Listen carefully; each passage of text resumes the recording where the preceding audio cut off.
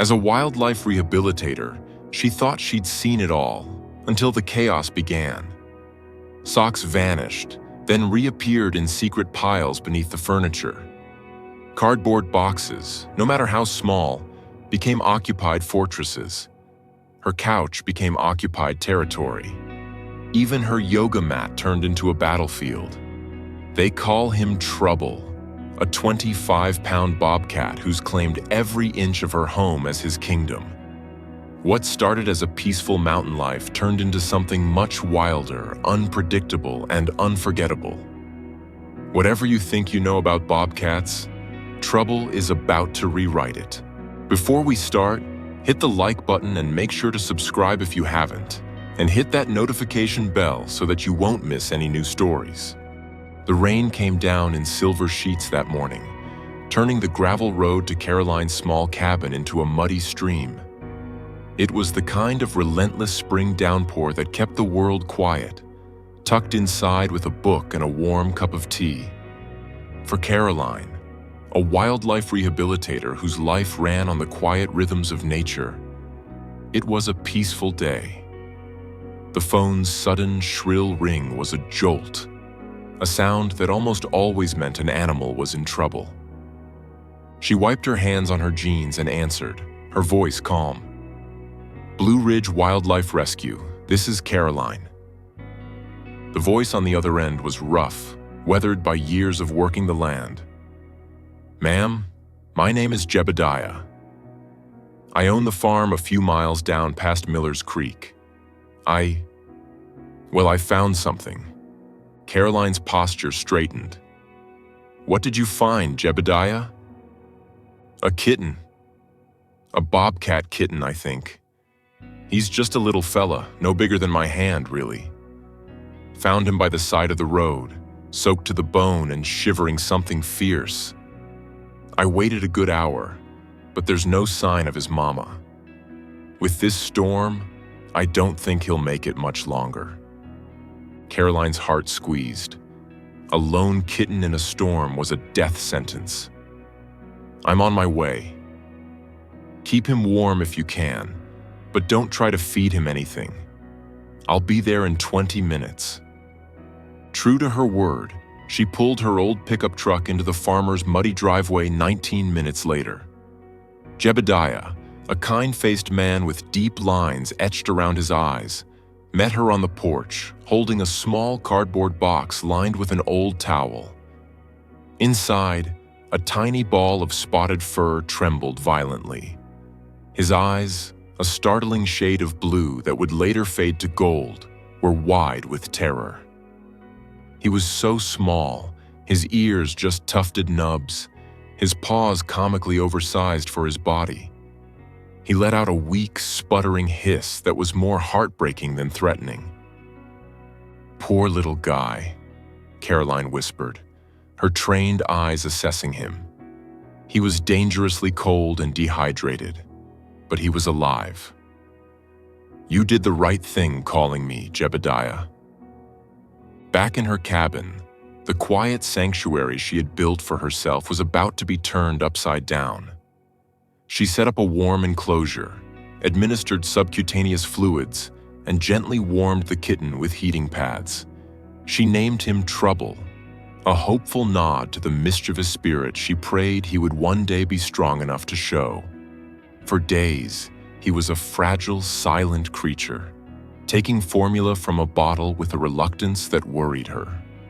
He was a ghost in her house, a tiny wild thing suspended between two worlds. Caroline's home was a testament to her personality, orderly, peaceful, and minimalistic. Everything had its place. A tidy stack of books on the nightstand, a neat row of mugs in the kitchen, and a laundry basket where socks always, without fail, found their partners. At least they used to. About 3 weeks after Trouble's arrival, once he'd gained enough strength to wobble around on his big paws, strange things began to happen. Caroline would fold a load of laundry, certain she had a matching pair of wool hiking socks, only to find one was missing. She'd blame the dryer, her own forgetfulness. Then another sock vanished. A single Argyle dress sock her father had given her for Christmas. Then a fluffy slipper sock. She started to think she was losing her mind, her once organized life unraveling one sock at a time. The mystery was solved one afternoon when she was searching for a misplaced TV remote. On her hands and knees, she peered under the worn floral couch and saw it. A dragon's hoard of lost treasures. There, nestled in a dusty kingdom of forgotten pennies and dog-eared paperbacks, was every single missing sock. They were arranged in a sort of nest, a chaotic pile of cotton, wool, and fleece. And curled in the middle, fast asleep with one of her favorite fuzzy socks tucked under his chin, was Trouble. She couldn't even be angry. She just stared, a slow smile spreading across her face. He had been meticulously hunting them, dragging them one by one to his secret lair. From that day on, she surrendered. Her socks were no longer her own. They were community property. Trouble would stalk a sock left on the floor with the intensity of a seasoned predator. He'd crouch low, his tiny body wiggling, before launching a ferocious attack, bunny-kicking it into submission and then trotting off proudly with his prize. Years melted away. The tiny, trembling kitten grew, his body filling out with lean muscle, his coat turning a handsome tawny gold dappled with dark spots. He was a magnificent 25-pound adult bobcat, a creature of breathtaking wild beauty. And yet, his lifelong obsession remained. He never outgrew his love for socks. Instead of hiding them, he now presented them as gifts. Caroline would be reading on the couch, and Trouble would leap up beside her, a sock dangling from his mouth, and drop the slightly damp trophy in her lap with a rumbling purr that vibrated through the cushions. It was his way of providing for her, a wild instinct filtered through a quirky domestic lens. Trouble's second great love was cardboard. The obsession began with the first Amazon package he ever encountered. Caroline had left the empty box by the door, intending to take it out for recycling. When she turned around, two pointed, tufted ears were poking over the top. She peeked inside to find Trouble curled into a perfect circle, his eyes glowing in the dim cardboard fortress. He looked utterly content, a tiny king on his throne. From then on, every box that entered the house was immediately requisitioned. Small boxes, big boxes, long boxes, square boxes. It didn't matter. He would pour himself into any container, no matter how absurdly small. As he grew from a kitten into a formidable adult, the sight became a source of endless comedy. Guests, who were few and carefully chosen, would stop dead in the doorway, staring at the sight of a full-grown bobcat attempting to squeeze his majestic muscular frame into a shoebox. His enormous paws, tipped with formidable claws, would spill over the sides. His tail would stick out at an awkward angle, but his face would hold an expression of pure, smug satisfaction. "If I fits, I sits." His posture seemed to declare to the world. He was a wild predator, a creature of the deep woods, lounging in a prime delivery box as if it were a custom-made den. But if the days were filled with quirky, heartwarming scenes, the nights were another story entirely. Nights were for chaos. Caroline quickly learned that the term catnap did not apply to a nocturnal predator. Trouble's internal clock was set to the moon, and when it rose, his energy levels skyrocketed. Her peaceful cabin became his personal Olympic training facility. The first time it happened, she awoke to a sound like a bowling ball being dropped on the floor, followed by the frantic rustling of her living room curtains. Heart pounding, she crept out of bed, imagining a burglar or a bear.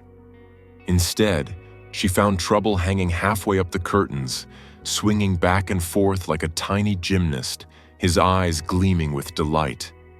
He then launched himself from the curtains to the back of the sofa, somersaulted onto the coffee table, sending a magazine flying, and finished with a flourish by scaling the tall bookshelf in the corner. She tried to Bobcat-proof the house, padding sharp corners and securing loose items, but it was a fool's errand. You couldn't proof a house against a creature that viewed gravity as a mere suggestion. At 2 in the morning, she'd be jolted awake by a tremendous thud as he practiced his dismount from the top of the refrigerator. Once, in the dead of night, he misjudged a leap from the wardrobe and landed squarely on her head as she slept. She woke up screaming, convinced the ceiling had caved in, only to find a very surprised-looking Bobcat untangling himself from her hair. Years later, the midnight gymnastics continued, only now with the weight and power of a full-grown athlete. The thuds were louder, the furniture trembled when he landed, and picture frames were perpetually askew. Yet, after each frantic, hour-long session of what Caroline called the midnight mayhem, he would do the same thing. He'd trot into the middle of the living room rug, flop dramatically onto his back, expose his spotted belly, and purr like a motorboat, the champion of a competition only he was competing in. It was hard to stay mad. How could you, when the source of the chaos was also the source of so much joy? In his first few weeks, however, that joy had seemed a world away. The tiny kitten she'd brought home was riddled with fear, a product of his traumatic start in life. He would tremble whenever she reached for him, hissing and shrinking away from her touch. She knew forcing contact would only deepen his distrust. Her heart ached for him, for the terror he felt in a world without his mother. One evening, desperate to connect, she had an idea. She took off one of her socks, a plain white one, and slipped it over her hand, making a simple puppet. She wiggled her fingers, making the sock dance on the floor a few feet away from his hiding spot under a chair. At first, he just watched, his blue eyes wary. Then, a tiny paw snaked out and batted at the sock. It was a hesitant, gentle tap. Caroline wiggled the sock again. He pounced, a clumsy, kittenish leap, and tussled with the sock puppet. For the first time, he was playing, not cowering. The sock puppet friend became their bridge. It was the one thing he didn't fear. Whenever he was anxious or scared, she would bring out a sock and wiggle it, and the tension would melt from his body. It was a language they both understood. Even as a powerful adult, the sight of a wiggling sock could reduce him to a playful kitten. His ears would perk, his eyes would lock on, and he would engage in a mock battle with the same fervor he'd had as an orphan. It was a beautiful, silly game, a constant reminder of how a simple act of gentle patience had mended his broken trust. Caroline was a dedicated yoga practitioner. Every morning, as the sun streamed through her windows, she would roll out her mat for an hour of stretching and meditation. Soon after he became mobile, Trouble decided this was a team sport. The moment the mat was unrolled, he would trot over, inspecting it as if for quality control. When she moved into downward dog, he would dutifully position himself underneath her, arching his own back in a perfect Bobcat stretch. When she shifted into a warrior pose, he would sit beside her, swatting playfully at her outstretched hand. Balancing poses were his favorite. As she tried to hold a tree pose, he would weave through her legs, rubbing against her standing ankle and purring thunderously, making it nearly impossible to stay upright. What had once been her quiet time for reflection turned into Bobcat yoga, a chaotic, unpredictable, and utterly delightful routine. He'd sprawl across the mat, right where she needed to put her feet, effectively claiming it as his own. She'd laugh, nudging him gently. "Excuse me, sir. This is my Zen space." He would respond by rolling over and batting at her hair. Their shared practice was a daily dance, a reminder that peace and wildness could, in fact, share the same mat. Just as he had conquered her yoga mat, Trouble systematically conquered every piece of furniture in the house, with the couch being his ultimate prize. As a kitten, he would curl up in a tiny, warm ball beside her. But as he grew, so did his territory. Soon, he was taking up an entire cushion. By his first birthday, he had claimed the entire middle section. Caroline found herself relegated to the far edge, perched precariously on the armrest, while Trouble sprawled like a king, legs dangling over the side, tail flicking with contentment. Guests would stare, mouths agape. Is that a Bobcat watching The Price is Right? He prefers nature documentaries, Caroline would reply with a straight face. But the couch, his throne of comfort, became a place of profound connection one brutal winter. A nasty flu swept through the region, and it hit Caroline hard. For 3 days she was bedridden, shivering with fever and too weak to do more than sip water. Trouble, the chaotic king of the house, transformed. He abandoned his nightly Olympics and his couch sprawling. Instead, he stayed glued to her side. He curled his large, warm body against her back, a living hot water bottle, and refused to leave. When she shivered, he pressed closer, his deep purr a constant soothing vibration. He would only leave to drink water or use his litter box, and would return within moments, nudging his head against her hand as if to check on her. In her feverish haze, Caroline understood.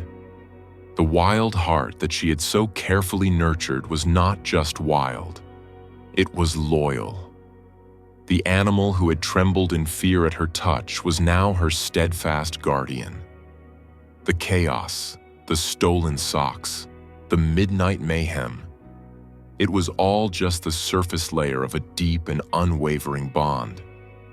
He wasn't just living in her house, he was part of her family. Caroline never forgot that Trouble was a wild animal. As a licensed rehabilitator, her ultimate goal was always to return animals to their natural habitat. But Trouble was a special case. Having been raised from such a young age, his instincts were sharp, but his lack of fear towards humans made him a poor candidate for a fully independent life in the wild.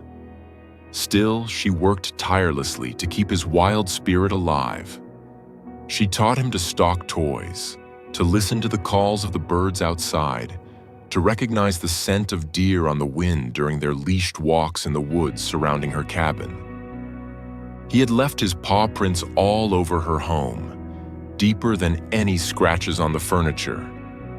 He had stolen her socks, her boxes, her yoga mat, and her couch. But somewhere along the way, between the midnight crashes and the sock puppet games, the magnificent, chaotic Bobcat had also stolen her heart. One evening, as the sun set behind the Blue Ridge Mountains, casting long shadows across the living room, Caroline sat on the floor, leaning against the couch. Trouble was sprawled on the cushions above her, one enormous paw resting gently on her shoulder. A well-loved Argyle sock lay on the rug nearby, a discarded trophy from an earlier game. His purr was a low, steady rumble, the sound of pure contentment. She looked around her little cabin, at the tilted picture frames, the faint claw marks on the doorframe, the cardboard box sitting in the corner. It wasn't the quiet, orderly sanctuary it used to be. It was a circus, a playground, a home filled with the beautiful, unpredictable chaos of a wild spirit. And Caroline realized, with a feeling of overwhelming gratitude, that she wouldn't have it any other way. Sometimes, the most profound love doesn't bring peace and quiet. Sometimes, it brings a 25-pound bobcat who swings from the curtains and reminds you every single day what it truly means to be alive.